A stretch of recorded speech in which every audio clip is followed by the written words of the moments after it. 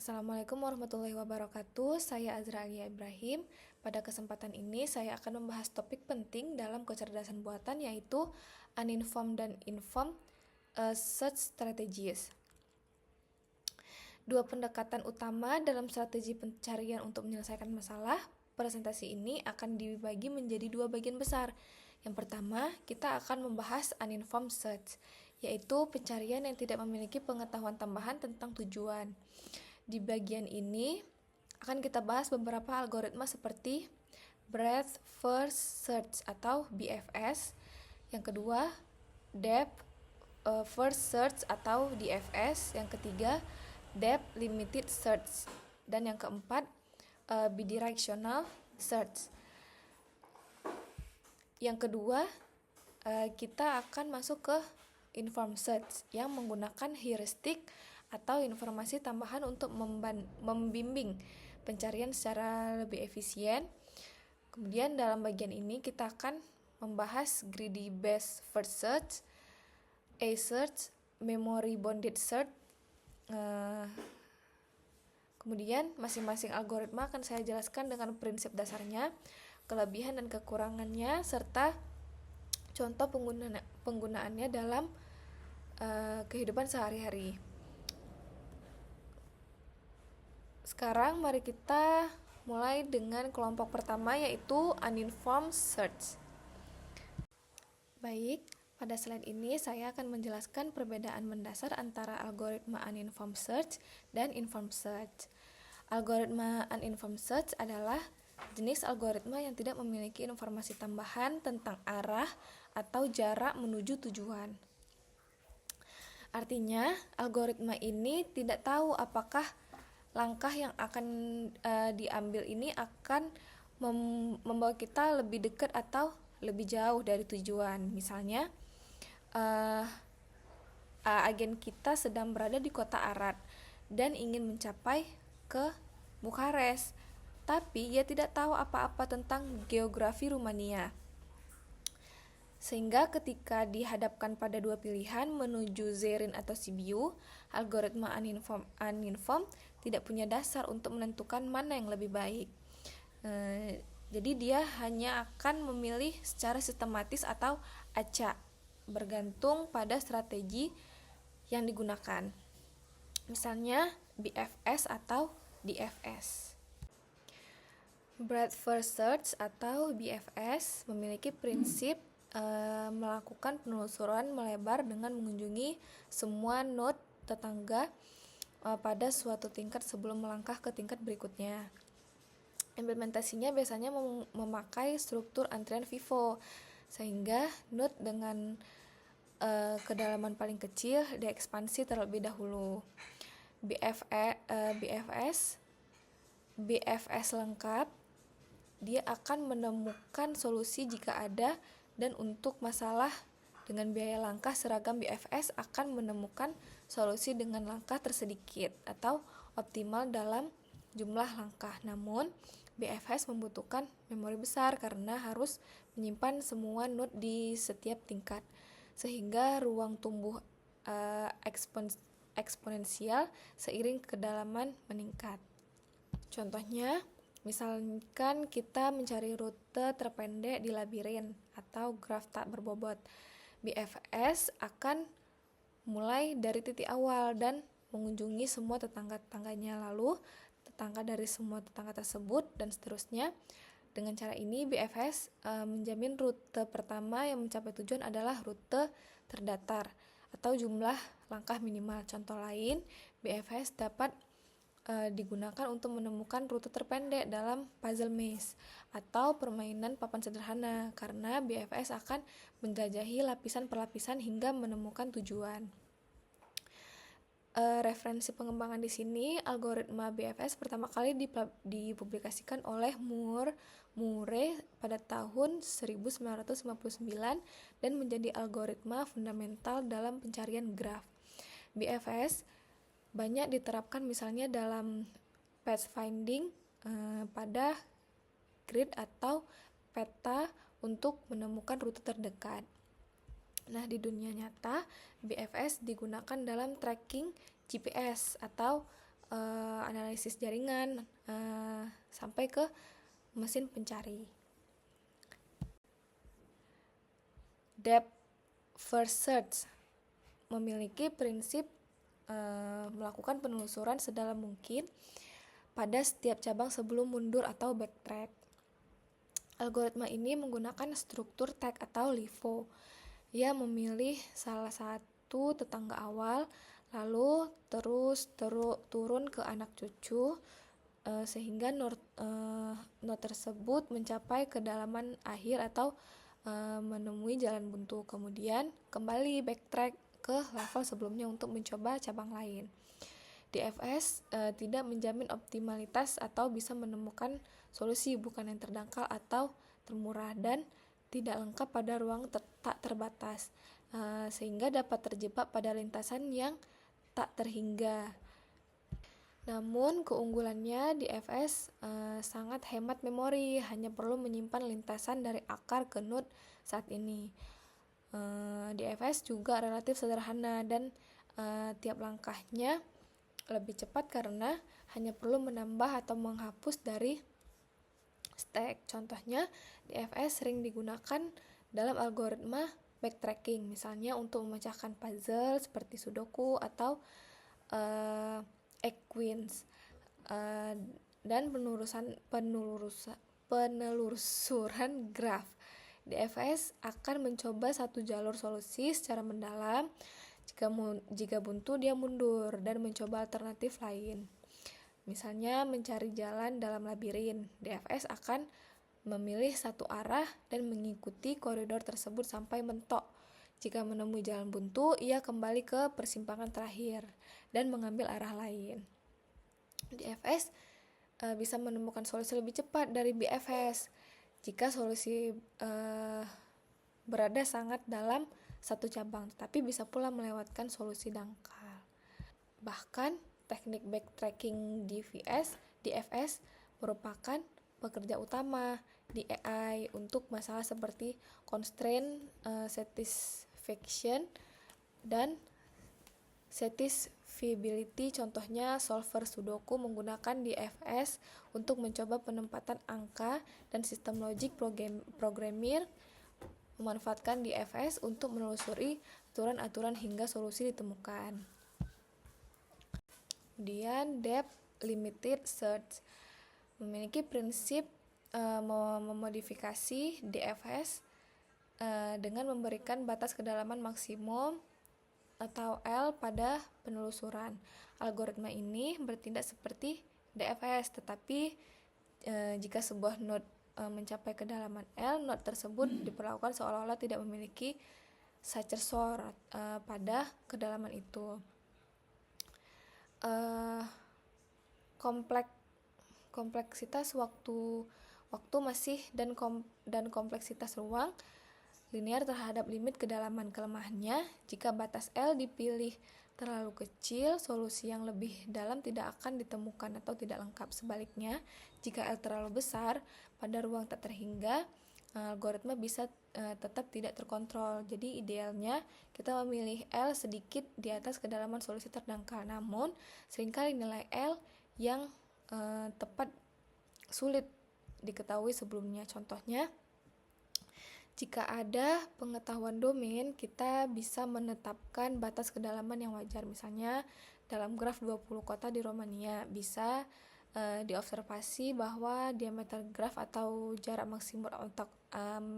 maksimum antar kota adalah 9 langkah. Maka kita bisa mengatur L sama dengan 9 sebagai batas kedalaman pencarian. Pembatasan ini mengurangi pekerjaan sia-sia pada cabang lebih dalam, namun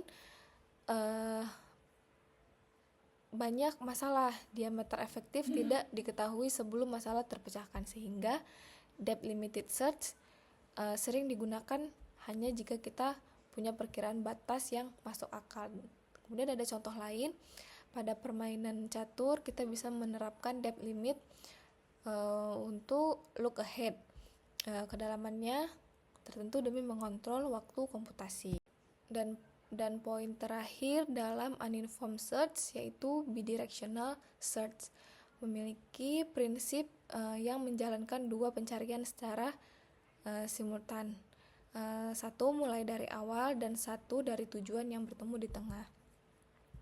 Jadi jika kedalaman solusi sama dengan D, maka node pencarian dua arah akan menelusuri kira-kira node dari kedua sisi yang secara ideal jauh lebih kecil daripada praktiknya. Algoritma menjalankan BFS dari state awal dan BFS dari state tujuan, atau dengan membalik arah aksi pada pencarian mundur secara bergantian hingga frontier keduanya bertemu. Jadi bidirectional lengkap jika kedua arah menggunakan strategi lengkap dan ruang state terhubung. Contohnya pada penerapan klasik pencarian dua arah adalah mencari rute terpendek pada graf jalan. Misalnya kita ingin rute terpendek dari kota A ke kota B. BFS maju dari A akan menjelajahi lingkaran yang meluas. Demikian pula BFS mundur dari B hingga dua lingkaran ini bertemu. Dengan branching faktor besar, pendekatan ini menghemat eksponensial sebagai ilustrasi. Jika graf punya branching faktor dan jarak solusi 10 langkah.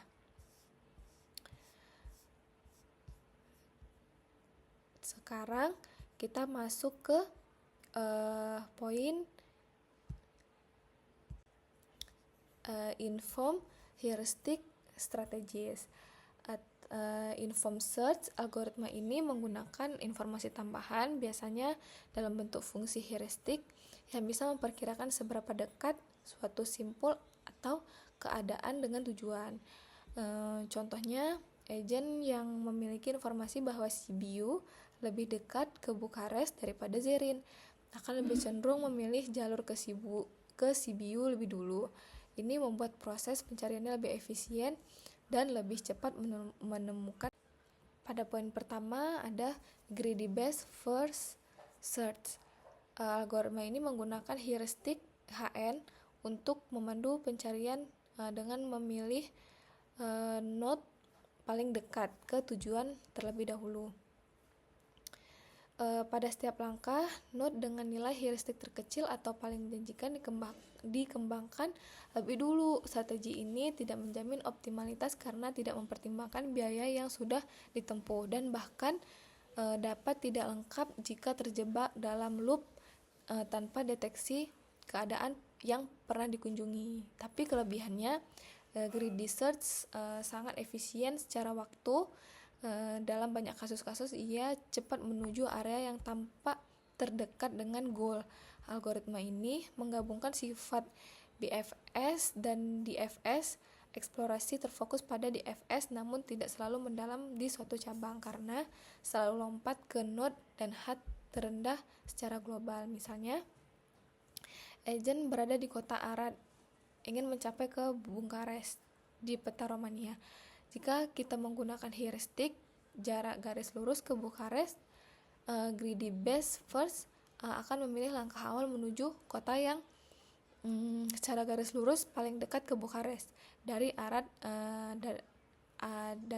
ada pilihan ke Sibiu, ke Timisoara atau Zerrin. Karena Bukares terletak di tenggara, heuristik jarak lurus terkecil adalah melalui Sibiu. Algoritma akan mengeksplorasi Sibiu lebih dulu.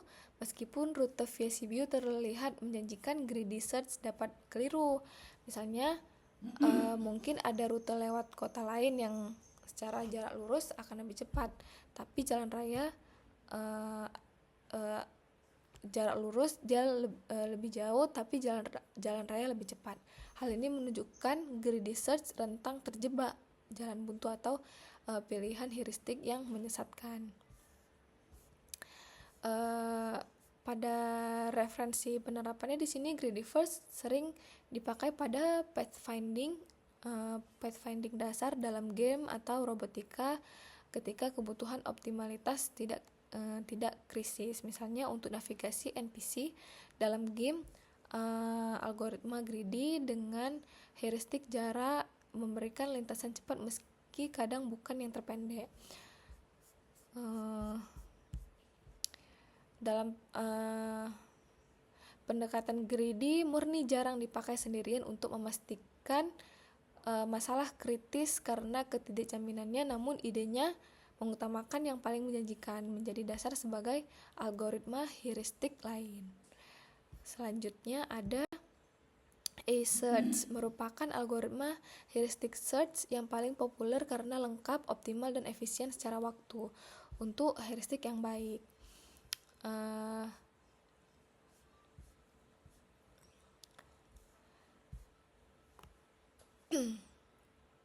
Meski begitu, A-search sering jauh lebih cepat daripada pencarian uninformed karena heuristik yang baik dapat memangkas eksplorasi secara drastis. Contohnya dalam peta Romania, jika kita beri heuristik sama dengan jarak garis lurus ke Bukares, A-search akan menemukan rute optimal Arad, Sibiu, Fagaras, Bukares dengan biaya 418 km. Alih-alih rute lain yang lebih panjang. Nah, kemudian pada langkah-langkah awal, A-search bertindak seperti greedy, yang memilih Arad, Sibiu karena heuristik terkecil. Namun dipertimbangkan juga gitu. Misalnya setelah mencapai Sibiu, algoritma menimbang beberapa rute via Fagaras atau Rymnicu Vilcea.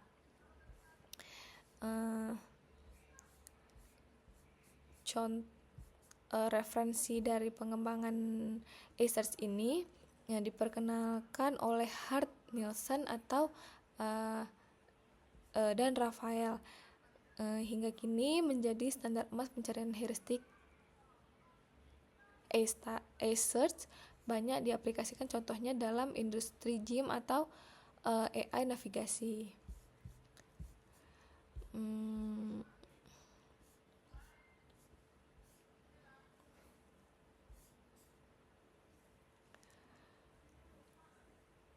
Algoritma A-search ini juga luas, mulai dari robotik, misalnya robot vakum menentukan rute sapu hingga rute internet karena jaminan optimalitasnya. Dan yang terakhir, memory bounded search. Algoritma ini memodifikasi dari A-search agar sesuai dengan kapasitas memori terbatas yang tersedia. Algoritma ini dari Chakrabarty adalah algoritma pertama yang menggunakan strategi buang not terburuk jika memori penuh, sambil menyimpan informasi penting agar dapat mengunjungi kembali jika diperlukan.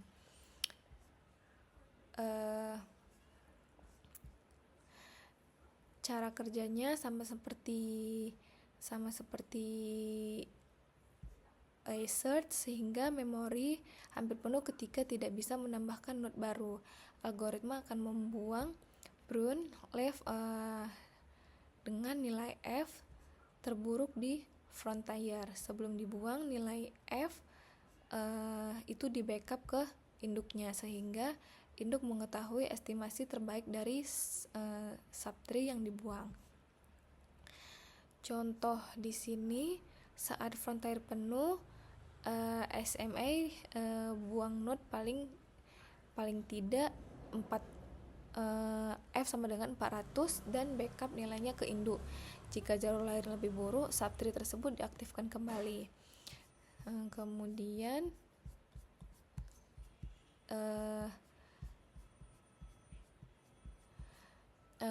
referensi pengembangannya diperkenalkan oleh Chakrabarty sebagai solusi awal pencarian optimal dengan memori terbatas. Russell dan teman-teman kemudian menyederhanakannya menjadi SMA yang pertama dipaparkan pada tahun 1992 dan berhasil mengadaptasi SMA ke pencarian dua arah. Kemudian penelitian selanjutnya oleh Zhou dan Hansen mengembangkan varian memory bounded A untuk graph yang menangani siklus dan menggunakan strategi pencampuran breadth first demi efisiensi memori lebih lanjut. Jadi kesimpulannya, uninformed search tidak punya arah